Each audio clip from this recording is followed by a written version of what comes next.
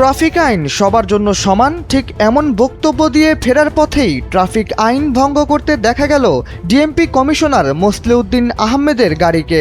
বৃহস্পতিবার সামাজিক যোগাযোগ মাধ্যমে ছড়িয়ে পড়া এক ভিডিওতে দেখা যায় রাজধানীর মিন্টো রোডে সড়কের ডাইভারশনের রশি সরিয়ে পার হয়ে যাচ্ছে একটি সাদা গাড়ি। ডিএমপির মিডিয়া সেন্টার থেকে ফেরার পথে সেই গাড়িতেই অবস্থান করছিলেন মোসলেউদ্দিন আহমেদ।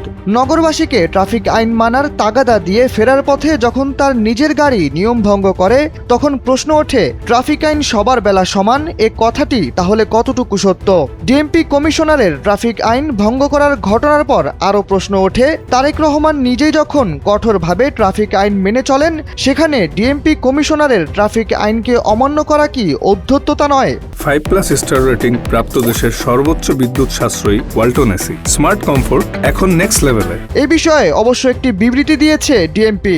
শুক্রবার দেয়া সেই বিবৃতিতে দাবি করা হয়, ডিএমপি কমিশনারের চলাচল নিয়ে গণমাধ্যমে যেসব তথ্য ছড়ানো হচ্ছে তা বিভ্রান্তিকর ও অসম্পূর্ণ।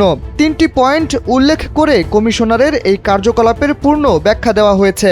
তবে সামাজিক যোগাযোগ মাধ্যমে ছড়িয়ে পড়া ভিডিও ও নেটিজেনদের মন্তব্য বিশ্লেষণ করলে আপাত দৃষ্টিতে ঘটনাটিকে অনেকেই ট্রাফিক আইন ভঙ্গ বলে ধরে নিয়েছেন।